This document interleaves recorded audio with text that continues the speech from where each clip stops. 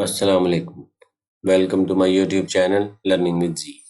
आज मैं आपके साथ एक नया कोर्स शेयर करने वाला हूँ, CS201 इंट्रोडक्शन टू प्रोग्रामिंग। इसके मैं शॉर्ट लेक्चर्स आपके साथ शेयर करूँगा।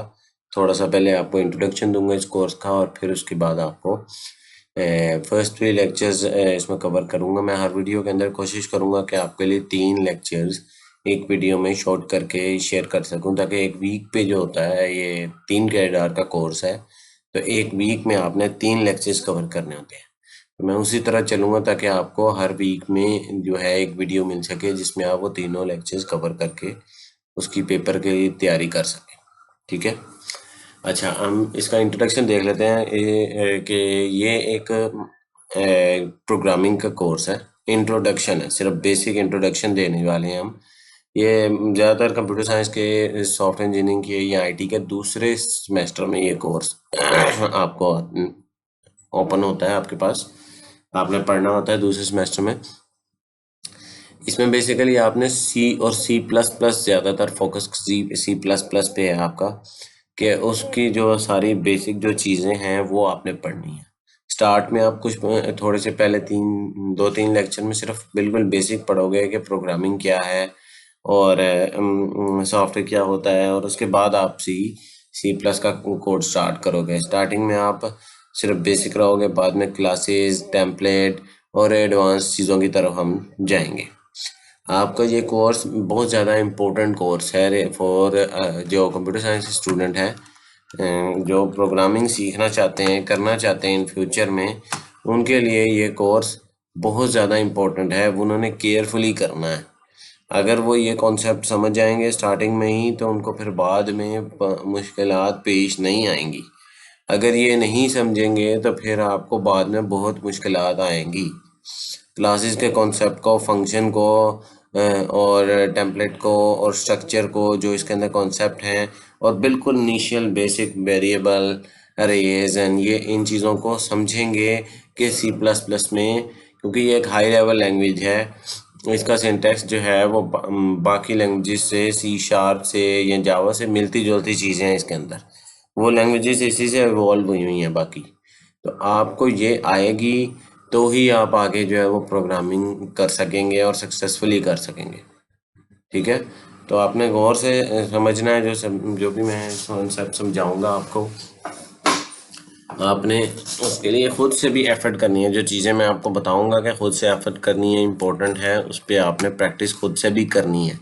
ज़रूरी नहीं है कि सारी चीज़ें मैं आपको बता दूंगा या सारी चीज़ें इस कोर्स के अंदर आपको जो टीचर ने पढ़ाया उसने आपको समझा दिया। नहीं, ऐसा नहीं मुमकिन हो सकता। एक कोर्स के अंदर प्रोग्रामिंग बहुत बड़ा कॉन्सेप्ट है, बहुत वास्ट फील्ड है। तो आपने इसको जो है वो लाइट नहीं लेना कि जस्ट कुछ दिन की प्रैक्टिस या कुछ कोर्सेज पढ़ के आपको प्रोग्रामिंग आ जाएगी। नहीं आएगी, आपको इसके ऊपर वर्किंग करनी पड़ेगी। अच्छा, अब हम इसको फॉर्मली आगाज़ करते हैं। इसका लेक्चर नंबर 1 की तरफ चलते हैं। लेक्चर नंबर 1 में वो कहता है कि हमने पढ़ना है व्हाट इज़ प्रोग्रामिंग। प्रोग्रामिंग क्या चीज़ होती है। प्रोग्रामिंग किसी चीज़ की भी ये होती है कि कुछ किसी को कुछ सिखाना। किसी जानवर को ट्रेन करने को कहेंगे कि इसको हमने प्रोग्राम कर दिया है, ये इस तरह ये काम कोई फॉलो करता है। तो वही चीज़, कॉन्सेप्ट ये है कि हम कंप्यूटर को प्रोग्राम करके सिखा देते हैं। उस जो सिखाने का प्रोसेस है उसको प्रोग्रामिंग बोलते हैं, और जो सिखाया जाता है वो प्रोग्राम होता है। A program is a precise sequence of steps to solve a particular problem. Basically हम कंप्यूटर को सिखा रहे होते हैं कि किसी प्रॉब्लम को कैसे सॉल्व करना है। लाइक हम कंप्यूटर कैलकुलेटर बनाया साइंटिस्ट ने, ठीक है। वो यूजिंग उसके अंदर कोई सॉफ्टवेयर ही होता है ना, कोई प्रोग्राम ही रन हो रहा होता है ना। उसे पता है कि प्लस माइनस मल्टीप्लिकेशन डिवीजन कैसे करनी है। आप जो भी उसे प्रॉब्लम देते हो, डिवीजन की कम्प्लेक्स प्रॉब्लम देते हो, वो आपको सॉल्व करके उसका आंसर दे देता है, क्योंकि वो प्रोग्राम है, उसके अंदर प्रोग्रामिंग हुई हुई है। उसके अंदर प्रोग्राम, उसको पता है ये पर्टिकुलर प्रॉब्लम। यहाँ पर उसने वर्ड भी एक किया है कि सॉल्व अ पर्टिकुलर प्रॉब्लम।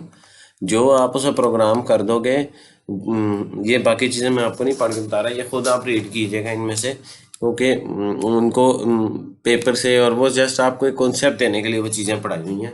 मैं सिर्फ आपको समझा रहा हूँ कि पर्टिकुलर प्रॉब्लम आप प्रोग्रामिंग से ये नहीं कर सकते कि उसको सोचना सिखा दो कि वो सोच ले खुद से। आप उसको जो बताओगे वो करना शुरू कर देगा। आप उसको ये नहीं कर सकते कि आप छोटी सी चीज़ उसको बता दो वो अगली उससे खुद सीख जाए। ऐसे नहीं कर सकता, कंप्यूटर को हर चीज़ बतानी पड़ती है, सिखानी पड़ती है।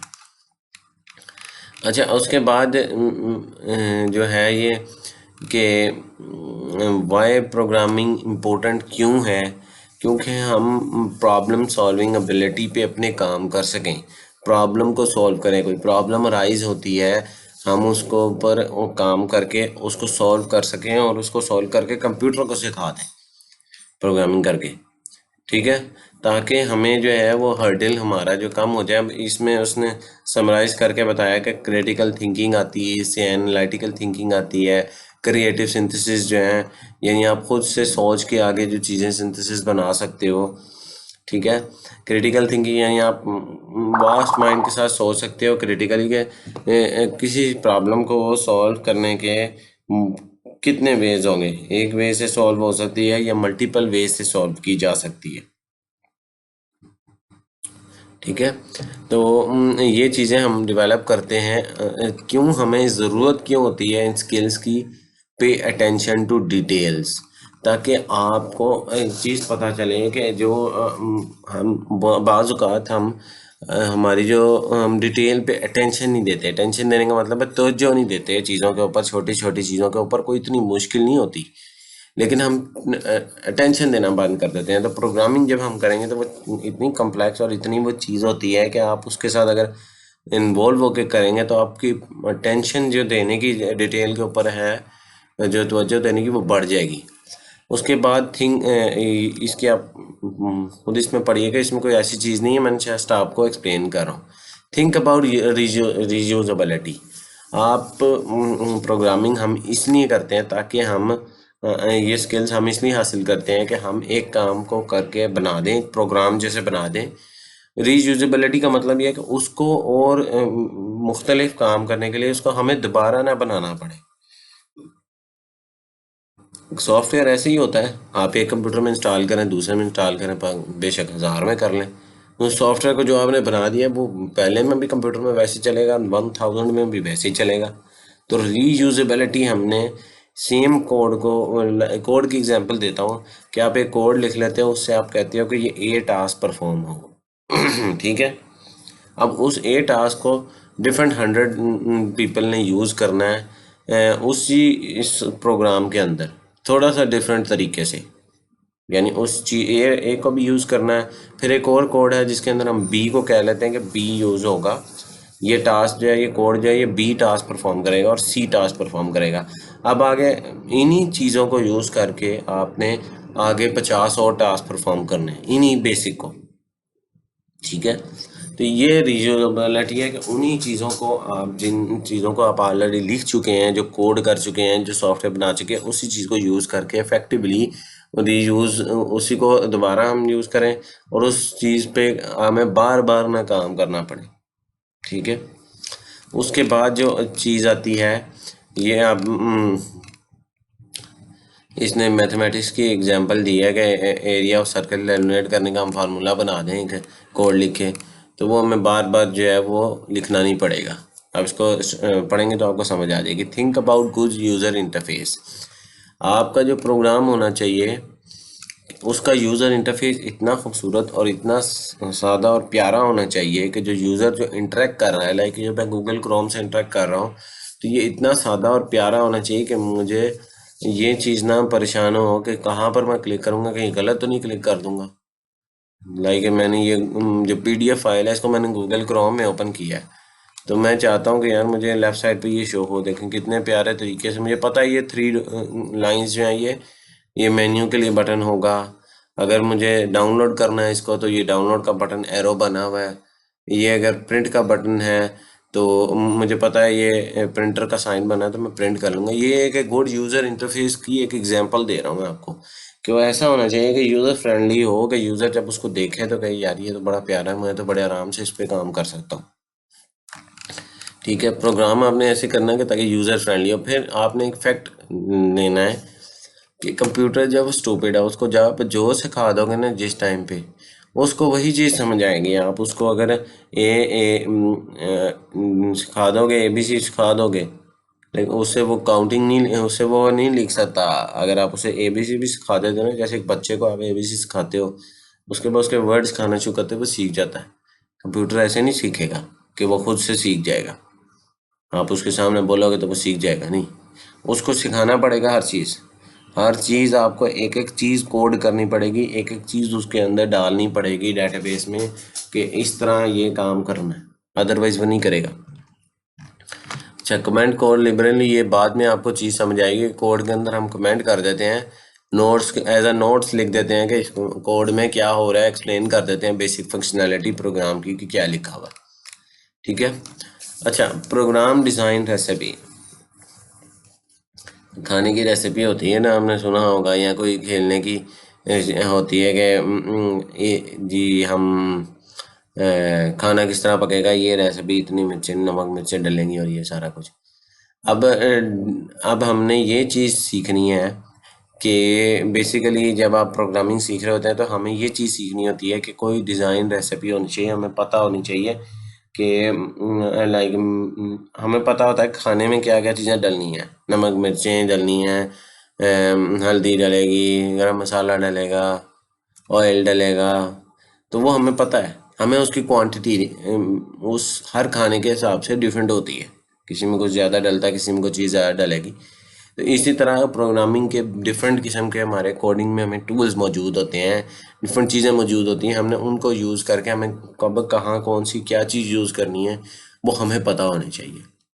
अगर नहीं पता होगी तो हम एक अजीब सी चीज़ बना देंगे, ख़राब सी चीज़ बना देंगे, जिसका जो है वो जो एंड यूज़र है उसको पसंद नहीं आएगी चीज़। तो इसलिए हमारे पास एक होनी चाहिए, उसको हम एनालाइज जो करते हैं design, hence design a program properly we must analyse a problem statement. जो प्रॉब्लम स्टेटमेंट उनको एनालाइज करना है, typically express as a word problem. Word problem में लिखी होगी कि भाई ये प्रॉब्लम है, हमने उसको एनालाइज सही तरीके से करना है कि हम बनाने क्या लगे हैं, क्या काम करना है हमने। एक्सप्रेस इस एसेंस एब्स्ट्रैक्शन विद एग्जांपल्स, यानी जो आप बनाने लगे हो उसका उस तरह की कोई एग्जांपल मार्केट में मौजूद तो नहीं है, या हम उसको ड्रा करके देखें, हम उसको लिख के देखेंगे कि हम कोड नहीं, मतलब अभी हम कोड नहीं कर रहे, हम उसको एक्सप्रेस करेंगे, बोल के देखेंगे यार कि इस तरह की चीज़ें पढ़ने लगी हैं, उसको ग्रुप डिस्कशन करेंगे।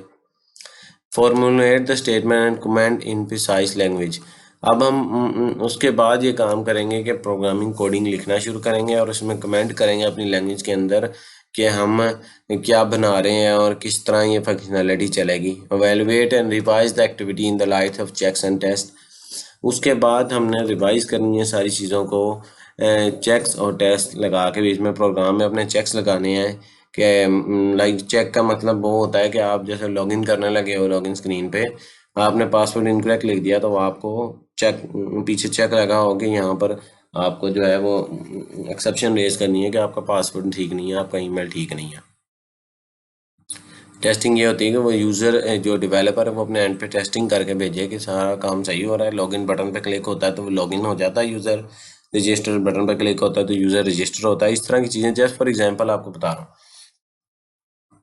उसने फिर एंड पे कहा कि पे अटेंशन टू डिटेल, आपने पे डिटेल्स को पर अटेंशन रखनी है, गलती नहीं करनी है, गलती की गुंजाइश इधर नहीं होती है, आप गलती कर दोगे तो सब कुछ ख़राब हो जाएगा। ठीक है, छोटी छोटी डिटेल के ऊपर अटेंशन रखनी है। हमें जो मेजर पॉइंट इस लेक्चर से पता चलते हैं, सबसे पहले है कि don't assume on the part of users. आपने यूज़र के अज्यूम नहीं करना कि यूज़र को ये चीज़ पसंद है या नहीं है। यूज़र को टेस्टिंग करा के आप दिखा के, जो यूज़र ने आपको रिक्वायरमेंट कही है, चाहे कि आप कोई एप्लीकेशन बना रहे हो, आप कोई प्रोग्राम बना रहे हो, तो आपको रिक्वायरमेंट आई है तो आपने उसके मुताबिक चलना है। आपने खुद से जूम नहीं कर लेना कि भाई, और हो सकता है यूज़र ये भी फीचर चाहता हो, नहीं। User interface should be friendly, अभी हमने बात पढ़ी थी, इंटरफेस फ्रेंडली होना चाहिए यूज़र का। Don't forget to comment the code, comment आपने करना है कोड में, लाजमी, ताकि जो कोई और रीडर हो, कमेंट इसलिए किया जाता है कोड के अंदर कि ताकि कोई और रीडर अगर आके पढ़े तो उसको बात समझ में आए कि कोड में लिखा क्या हुआ है। अगर विदाउट कमेंट कोड होगा तो फिर यूज़र दूसरा आके उसको पढ़ेगा तो उसको बड़ा टाइम लगेगा कि यार ये क्या लिखा हुआ है। उसके बाद पे अटेंशन टू डिटेल, आपने छोटी छोटी डिटेल के ऊपर वही बात है कि पे अटेंशन आपने करनी है, अपनी अटेंशन जो है वो, अपनी तवज्जो जो है वो इंक्रीज़ करनी है। आपने चीज़ों को आपने सीखना है तो उनको तवज्जो आपको देनी पड़ेगी। उसके बाद एंड पे वही कहता है कि program program program, not just write the code but whole process of design and development. सिर्फ आपने कोड नहीं लिखना, एक प्रोग्राम जो है वो सिर्फ एक कोड नहीं है, राइटिंग का कोड नहीं है, वो पूरा एक प्रोसेस है डिज़ाइन एंड डेवलपमेंट का। वो आप फर्दर किसी इस कोर्स के अंदर तो सिर्फ प्रोग्रामिंग ही पढ़ेंगे, आप आगे जो है कंप्यूटर साइंस के स्टूडेंट फर्दर कोर्सेज में डेवलप करेंगे चीज़ों को कि कैसे जो है वो सॉफ्टवेयर डेवलप होता है। अब थोड़ी सी जो है वो इसकी तरफ चलना शुरू होंगे हम के सॉफ्टवेयर की कैटेगरी के सिस्टम और एप्लीकेशन सॉफ्टवेयर होते हैं। अब उसमें जो एप्लीकेशन में आप वर्ड प्रोसेसिंग है, ये गूगल क्रोम है, कोई गेम हो गई, कोई कम्युनिकेशन का सॉफ्टवेयर हो गया, स्काइप हो गया, व्हाट्सएप हो गया, सारे एप्लीकेशन सॉफ्टवेयर है। सिस्टम सॉफ्टवेयर होते हैं, डिबगर है, कंपाइलर है, यूटिलिटी प्रोग्राम है, फाइल मैनेजमेंट टूल है, यानी जो आपका डिस्क मैनेजर होता है, फिर ड्राइवर मैनेजर होता है जिसमें सारे ड्राइवर्स मैनेज हुए होते हैं। सारी जो हैं ये आपके सिस्टम के सॉफ्टवेयर होते हैं। आपका जो ऑपरेटिंग सिस्टम है विंडोज़ है, ये भी सिस्टम सॉफ्टवेयर है। इसके अंदर सबसे पहले ऑपरेटिंग सिस्टम देखें, वो ऑपरेटिंग सिस्टम का सारा काम होता है इनपुट आउटपुट मैनेज करना, रिसोर्स एलोकेशन को मैनेज करना, डाटा को मैनेज करना, और जितनी भी आप एक्टिविटी परफॉर्म करते हैं सारा कुछ हार्डवेयर तक पहुंचाना। कोई आप सॉफ्टवेयर रन करते हैं, वो हार्डवेयर के अंदर इतनी रिसोर्सेज हैं, प्रोसेसर है, रैम है, ये सारी चीज़ों की वो आपको पता करके फिर वो चीज़ रन होती है। ऑपरेटिंग सिस्टम का काम होता है आपस में इनर कम्युनिकेशन करके आपको जो है वो एक बेहतर और स्मूथली रनिंग आपको प्रोसेसेस सारे देना। ठीक है। Operating system is a software responsible controlling and allocating usages of hardware resources such as memory, central processing unit, time, disk space and peripheral devices. ठीक है, आपकी जितनी डिवाइसेस भी लगी हैं सारी चीज़ों को मैनेज करना, यानी माउस लगा है, कीबोर्ड लगा हुआ है, प्रिंटर है, स्पीकर है, सारी चीज़ों को मैनेज करना ऑपरेटिंग सिस्टम का काम होता है। उसके बाद डिवाइस ड्राइवर्स हैं। डिवाइस ड्राइवर आप वो होते हैं, आपकी किसी डिवाइस आपने कोई लगाई, माउस लगाया, उसके ड्राइवर्स एक ऐसी फाइल होती है जो कि कम्युनिकेशन बनाती है आपके कंप्यूटर और डिवाइस के दरमियान में, उसका होना ज़रूरी है। उसके बगैर आपके वो डिवाइस उसके साथ कनेक्ट नहीं होगी। स्पीकर है, प्रिंटर है, माउस है, कीबोर्ड, हर चीज़ के लिए ड्राइवर चाहिए होते हैं। कुछ के विंडोज़ खुद जो है वो उसको एक्सेस कर लेती है, माउस कीबोर्ड को खुद से जो है उसके पास होता है कि कैसे उसे पिक करना है। प्रिंटर हो गया, स्कैनर हो गया, इस तरह की चीज़ें जो हैं वो उसे डिवाइस ड्राइवर को इंस्टॉल करना पड़ता है, या ग्राफिक कार्ड होता है, लैन कार्ड होता है, इस तरह की चीज़ों के आपको खुद से करने पड़ते हैं। ठीक है, वो ये बेसिकली चीज़ ये है कि use to communicate between devices and computer, बस इतनी सी बात है। यूटिलिटी सॉफ्टवेयर क्या होते हैं? Is a program that perform a very specific task usually related to managing system resources. आपका disk compression, disk fragmentation, hard disk की हेल्थ के लिए होता है डिस्क फ्रेगमेंटेशन, वो भी एक यूटिलिटी प्रोग्राम है। फिर आपकी रजिस्ट्री को करेक्ट रखना, किसी का थर्ड पार्टी सॉफ्टवेयर यूज़ करें या कोई एंटीवायरस है, वो भी यूटिलिटी प्रोग्राम ही है। आप भी एंटीवायरस यूज़ करते हैं, एवीजी यूज़ करते हैं, मैकेफे, डिफरेंट किस्म के एंटीवायरस हैं। ये सारे यूटिलिटी प्रोग्राम होते हैं जो आपके जो चीज़ें जो है वो आपकी सिस्टम को मैनेज रखती है, मैनेजिंग सिस्टम रिसोर्सेज से ताल्लुक़ रखती है। उसके बाद कंपाइलर और इंटरप्रेटर भी सिस्टम सॉफ्टवेयर होता है। ये अभी हम आगे पढ़ते हैं कि ये क्या चीज़ है। अब एप्लीकेशन सॉफ्टवेयर जो है वो सारी चीज़ें मैंने ऊपर बताई हैं कि वो सारी वो चीज़ें हैं जो आप ये गूगल क्रोम हो गया, पीडीएफ रीडर हो गया, आपका माइक्रोसॉफ्ट वर्ड हो गया, जितनी चीज़ें आपकी एप्लीकेशन यूज़र आप व्हाट्सएप यूज़ करते हैं, यहाँ पर भी यूज़ करते हैं, मोबाइल में भी जितनी एप्लीकेशन होती हैं सारी वो एप्लीकेशन सॉफ्टवेयर ही हैं। ठीक है, अब ये थोड़ी सी हिस्ट्री है, मैं बेसिक सी सी की हिस्ट्री बताऊँगा। 1960s में सी लैंग्वेज डेवलप हुई थी, लेट 60s और 70s में बेल लेबोरेटरीज में, ठीक है। उसको पहले स्टार्टिंग में बी लैंग्वेज कहा गया था, पीसीपीएल लैंग्वेज, ठीक है। मार्टिन रिचर्ड ने डेवलप की थी 1967 में। फिर 1907 में कैन थॉमस उसने बी लैंग्वेज को यूनिक्स ऑपरेटिंग सिस्टम के बेल लेबोरेटरीज के अंदर उसको फर्दर जो है वो फिर बाद में सी लैंग्वेज का नाम दिया गया। Danny Ritchie develop the general purpose जो है इसने की थी। ये एमसीक्यू में पूछी जाने वाली चीज़ें, जस्ट रीड आउट कर लें, इसके अंदर कोई कॉन्सेप्ट नहीं है कि कब जो है वन, जैसे ये 1999 में standard was approve ANSI cooperated with international standard ISO to standardize C world wide. C जो है वो सही तरह वर्ल्ड वाइड 1989 में हुई थी। ANSI कोऑपरेटेड किया था ISO standard. ISO international standard organisation है जो कि स्टैंडर्ड लैंग्वेजेस के सारे मेंटेन करती है और बताती है। अच्छा, उसके बाद हम आगे चलते हैं।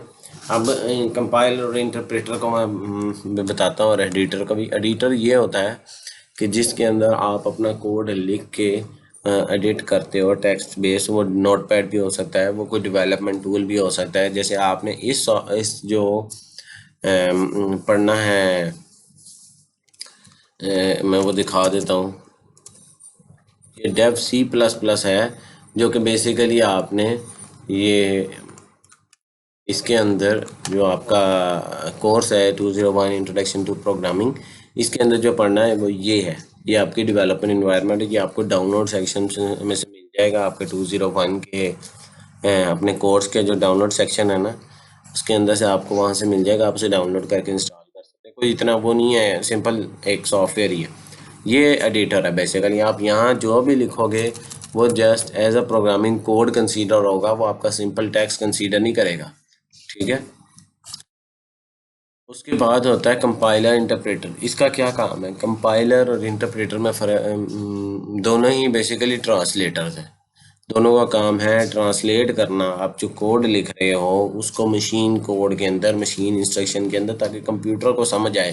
कंप्यूटर को ABC तो समझ नहीं आती।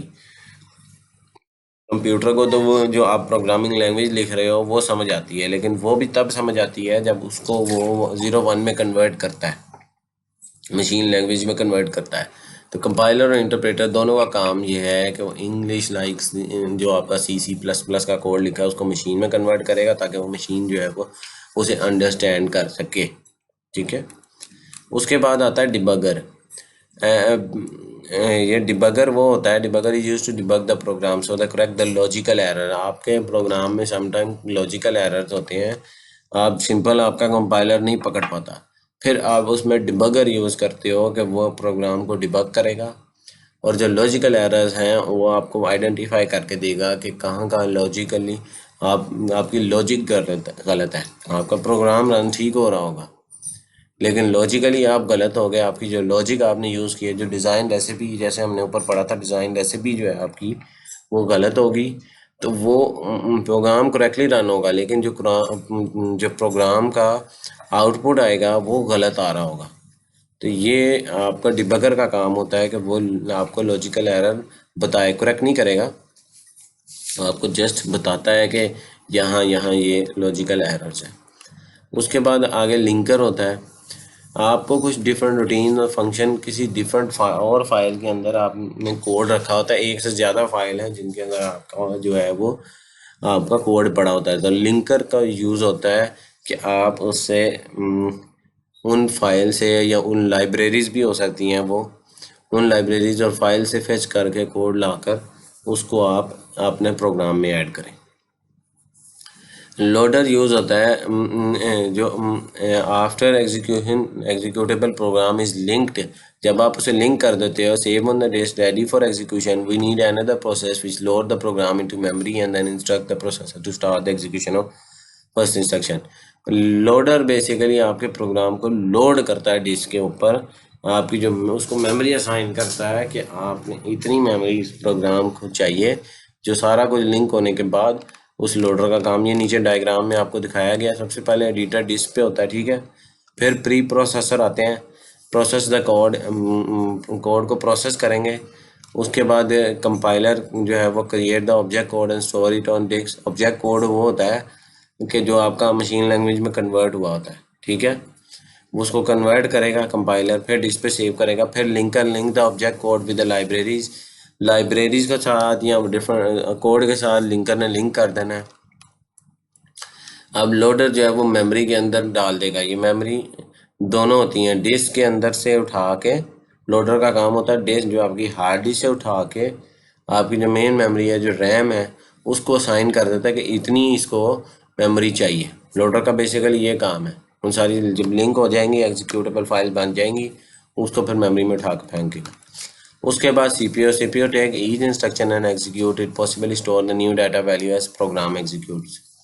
फिर सीपीयू जो है वो सारे जो मेन मेमोरी से लेकर जो भी आप इंस्ट्रक्शन एग्जीक्यूट करते जाओगे उसको स्टोर करेगा प्रोग्राम एग्जीक्यूट से। फिर जब वो आपका प्रोग्राम एग्जीक्यूट हो जाएगा, सब कुछ ये आपने कुछ जो प्रोग्राम रन किया था वो हो गया सक्सेसफुली, वो फिर जाके हार्ड डिस्क पे आपके सेव हो जाएगा मेन मेमोरी से। ये सिंपल प्रोसेस है। अच्छा, अब हम देख लेते हैं आगे कि ये थर्ड और लास्ट आज का जो है वो लेक्चर स्टार्ट हो गया।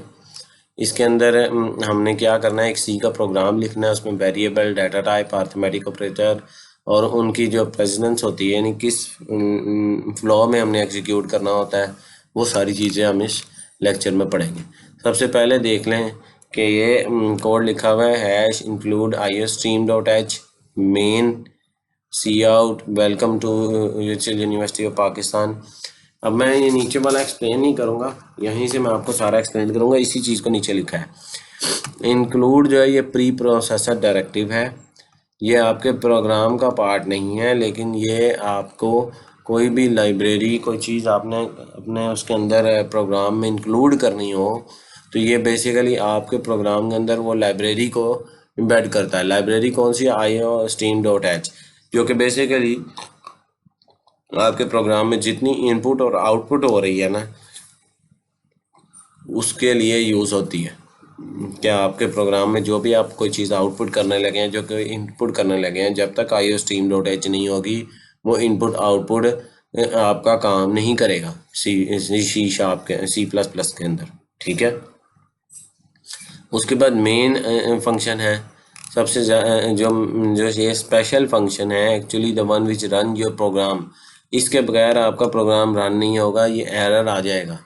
A C program is made up of large number of functions. Each of these is given name by programmer and they refer to each as a program runs.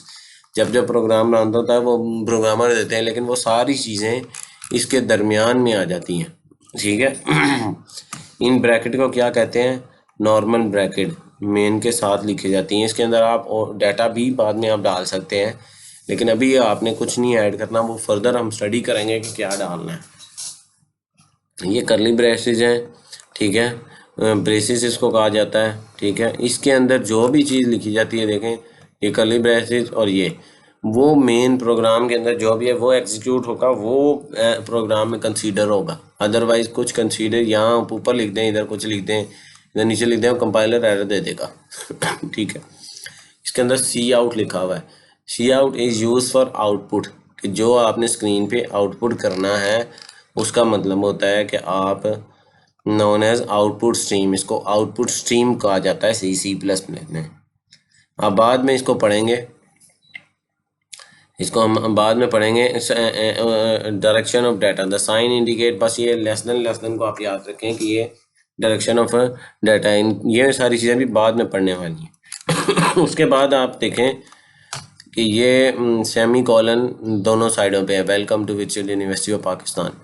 इन दोनों का मतलब ये है कि जो भी सेमी कॉलन के बीच में है ना, ये स्ट्रिंग है, as a string, same as it is आपको वो आउटपुट पे दे देगा। आप ये उसमें कोड जाके रन करें तो आपका same as it is code run होगा और वो welcome to which university Pakistan लिख देगा।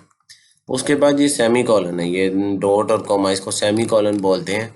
इसका काम ये है कि इसके बगैर अगर ये मिसिंग होगा, ये लिखा नहीं होगा इन दी एंड, तो आपके कंपाइलर में एरर देगा कंपाइलर और प्रोग्राम रन नहीं होगा। अगर ये मिस कर दिए कुछ जगह पे, या मिस कर देंगे आप और इसके बगैर करेंगे तो प्रोग्राम जो है वो अनएक्सपेक्टेडली कोई मिस्टेक करेगा, सही तरीके से एग्जीक्यूट नहीं होगा, वो बहुत ज़्यादा मिस्टेक करेगा।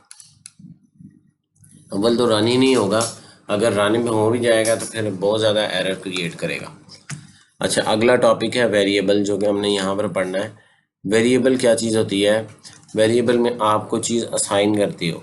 वेरिएबल के अंदर क्या क्या इंक्लूड है उसका नाम होता है, उसकी टाइप होती है, उसका साइज़ होता है, उसकी वैल्यू होती है। ठीक है, आप किसी तरह भी आप वेरिएबल ले सकते हो, ए बी सी, छोटे लेटर में, बड़े लेटर में। और इसके कुछ रूल्स हैं। अंडरस्कोर से द वेरिएबल नेम इन सी में be started with the character underscore but avoid starting a name with underscore. से आप ना अवॉइड करो, कोई नाम रख लो, ए रख लो, बी रख लो, सी रख लो, डी रख लो। मैं नीचे आपको एग्जांपल दिखाता हूँ। पहले ये चीज़ बता देता हूँ कि इसके अंदर जो डाटा टाइप्स होती हैं वो 3 तरह की हैं, इंट, लॉन्ग एंड शॉर्ट, और एक डाटा टाइप होती है करेक्टर, और एक स्ट्रिंग। ठीक है, ये टोटल 5 है, और छठी बूलियन भी है, वो भी आप आगे पढ़ेंगे। जस्ट मैंने आपको भी बताया है कि ये डाटा टाइप होती हैं। ठीक है, इंटीजर डाटा टाइप 4 बाइट की होती है, 32 bit for Windows operating system. ये MCQ उसके पॉइंट ऑफ व्यू के लिए याद कर लें। अब सैम्पल प्रोग्राम में आप देखें, ये एक वेरिएबल डिक्लेयर कराया गया है, डिक्लेयर कराया से इनिशियलाइज नहीं कराया। ठीक है, ये डिक्लेरेशन होती है कि इंट एक्स की कोई वैल्यू नहीं है। ठीक है, आगे उसने कहा इंट वाई, सेमी कॉलन से क्लोज किया, सेमी कॉलन लाजमी है, अदरवाइज ये एरर देगा कंपाइलर। इंट जेड, अब ये 3 वेरिएबल डिक्लेयर करा दिए हैं। अब तीनों की वैल्यूज उसने क्या दी हैं? एक्स में एक्स को इनिशियलाइज कराया एज अ 5, वाई को कराया 10, जेड को कराया कि x+5 वाई। यानी कोड जब कंपाइल होगा तो पहले x=5 लिखेगा ये कोड, फिर पहले x=2 लिखेगा, उसके आगे प्रिंट करेगा x की वैल्यू, फिर y= लिखेगा, फिर y की वैल्यू प्रिंट करेगा, फिर z=x+y= प्रिंट करेगा, और उसके बाद टोटल करके 15 बनती है, 5+10, तो वो प्रिंट कर देगा। ठीक है, अब इसको लिखने का एक और तरीका भी है, नीचे देख लें कि आप इस तरह भी लिख सकते हैं। ठीक है, यहाँ आप इस तरह भी लिख सकते हैं, दोनों ऑप्शन बिल्कुल करेक्ट है।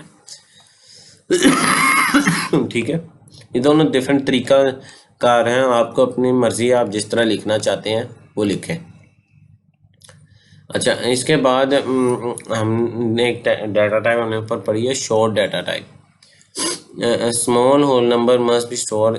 होल नंबर क्या होते हैं? नेगेटिव से पॉजिटिव, इतने आपके शॉर्ट के अंदर आप लिख सकते हो। -32,768 से लेके 32,767 तक आप शॉर्ट डाटा टाइप के अंदर लिख सकते हो। आप इसी चीज़ को हमने इंटीजर की जगह शॉर्ट लिख लिया, दैट्स इट, कोई मसला नहीं आएगा, कोई एरर नहीं आएगा। ठीक है, अब लॉन्ग डाटा टाइप की चलते हैं। इंटीजर आपका शॉर्ट है, आप शॉर्ट लिख लें, इंट लिख लें, दोनों में कोई फ़र्क नहीं पड़ता। लॉन्ग डाटा टाइप के अंदर जब आपको बड़ा नंबर लिखना पड़ेगा या पॉइंट में फॉर्म में लिखना पड़ेगा ऐसे, तो उसके लिए आपको डाटा टाइप चाहिए फ्लोट या डबल। फ्लोट छोटे के लिए होता है, कम अगर छोटा नंबर है तो आप 4-5 डिजिट के ऊपर या 10 डिजिट तक है तो फ्लोट लिखेंगे, अगर इससे बड़ा है तो फिर आप डबल डाटा टाइप लिखेंगे।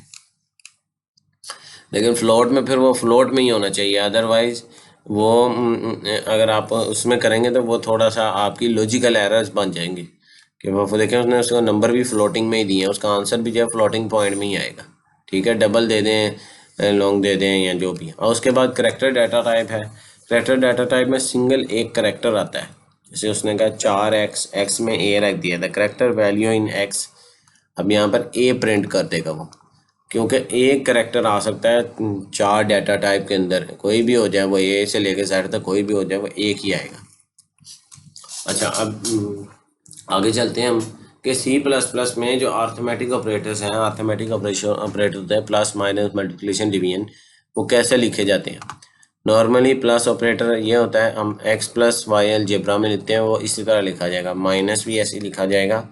डिफरेंस आता है मल्टीप्लिकेशन के अंदर। मल्टीप्लिकेशन में हम स्टेरिक साइन यूज़ करते हैं, अगर आप XY लिख देंगे इस तरह, या x मल्टीप्लाई का साइन लिख देंगे तो एरर आएगा। डिवीजन के अंदर आप डिवाइड का ये साइन लिखते हैं, समटाइम्स ये भी लिख देते हैं, इस तरह भी लिखा जाता है, लेकिन प्रोग्रामिंग में आप ये यूज़ करेंगे। उसके बाद एक मॉड्यूलस होता है, मॉड्यूलस ऑपरेटर, जो हम प्रोग्रामिंग में यूज़ होता है। x मॉड्यूलस y, यानी जब x और y को डिवाइड करेंगे, जो रिमाइंडर बचेगा वो वैल्यू प्रिंट होगी, वो वैल्यू आपकी काउंट होगी। ठीक है, यहाँ तक समझ आ गई। अब जो आपकी हमने प्रेसिडेंस पढ़ी थी कि प्रेसिडेंस के यानी ऑर्डर ऑफ वैल्यूएशन किस तरह अगर आपकी एक्सप्रेशन लिखा होगा तो वो कैसे वैल्यूएट होगा। सबसे पहले जो पैरेंथेसिस के अंदर चीज़ होगी वो वैल्यूएट होगी। ये सिंपल मैथमेटिक्स का रूल है, उसमें भी ऐसे ही होता है। उसके बाद मल्टीप्लिकेशन डिवीजन या मॉड्यूलस होगा एग्जीक्यूट। अगर वो ज़्यादा होंगे तो फिर हम लेफ़्ट टू राइट उसे वैल्यूएट करेंगे, ठीक है। उसके बाद प्लस या माइनस अगर होगा तो वो वैल्यूएट, अगर वो ज़्यादा होंगे तो फिर हम लेफ़्ट टू राइट उनको वैल्यूएट करेंगे। लेकिन पहले सबसे पैरेंथेसिस के अंदर जो ब्रैकेट्स के अंदर होगा फिर वो होगा, फिर मल्टीप्लिकेशन डिवीजन एंड मॉड्यूलस, और देन फिर प्लस माइनस अगर कोई होगा तो वो एग्जीक्यूट करेंगे हम। अच्छा, कुछ टिप्स हैं जो प्रोग्रामिंग की आप वो पढ़ लें। Use space in the coding to make it easy to read and understand. आपने स्पेसिस एक्स्ट्रा डालनी है ताकि आप जो है वो इजीली अंडरस्टैंड कर सकें। Reserve word can not be use as variable name. Reserve word जो हैं प्रोग्रामिंग के कुछ स्पेशल कीवर्ड्स होते हैं। जैसे आपने ऊपर मेन पढ़ा, वो सी आउट आपने देखा, आईओ स्ट्रीम पढ़ा, इंक्लूड पढ़ा। आप इनको वेरिएबल नेम नहीं दे सकते। आप ये देंगे तो कंपाइलर का एरर आ जाएगा। हर उसके बाद हर प्रोग्राम में मेन ज़रूर होना चाहिए। सी प्लस प्लस के सी प्रोग्राम के अंदर ये स्टार्टिंग आपको शो करता है कि यहाँ से आपका सी प्लस प्लस का प्रोग्राम शुरू हो रहा है। राइट वन स्टेटमेंट पर लाइन। एक स्टेटमेंट पर लाइन लिखें, मल्टीपल स्टेटमेंट ना लिखें, उससे कन्फ्यूजन पैदा होती है। Type parenthesis and braces in pairs. इन वो हमेशा पेयर्स में लिखें, लाइक इस तरह, ठीक है, इस तरह, ताकि वो कंफ्यूजन ना हो। अब अगर एक लिखेंगे वो इस जो कि मॉडर्न प्रोग्रामिंग है, ये अगर आपके पास कंपाइलर अच्छा है तो वो दोनों ऑटोमेटिकली लिख लेते हैं, क्योंकि ये बड़ी कंफ्यूजन होती है कई जगह स्टूडेंट को कि वो एक लिख देते हैं दूसरा नहीं लिखते, उनको ये पता नहीं चलता अब आगे ब्रैकेट ये क्लोज कहाँ हो रही है। क्योंकि जब कोड कम्प्लेक्स होता जाता है तो ज़्यादा होती जाती हैं ब्रेसेस और पैरेंथेसिस, तो वो ओपनिंग एंड क्लोजिंग दोनों साथ साथ होनी चाहिए ताकि आपको पता रहे। Use parenthesis for clarification. Arithmetic expression में हमेशा पैरेंथेसिस यूज़ करें, नहीं तो वो मसले आएंगे। Don't forget semicolon at end of the statement में कभी नहीं भूलना, नहीं तो कंपाइलर एरर आएगा और आपको मसला फेस होगा। C language is a case sensitive variable name. X and Y are two different variables. अब ये केस सेंसिटिव है, तो अगर आप एक वेरिएबल एक्स लेंगे और कैपिटल एक्स लेंगे तो दोनों ये डिफरेंट कंसीडर होंगे, सेम कंसीडर नहीं होंगे। तो ये चीज़ का भी आपने ख्याल रखना है। अच्छा, इख्तिताम करने से पहले मैं आपको एक कोड जो है ये आप लिखा हुआ है, मैं ये रन करके आपको सी प्लस प्लस में दिखा दूँ ताकि आपकी जो है थोड़ी सी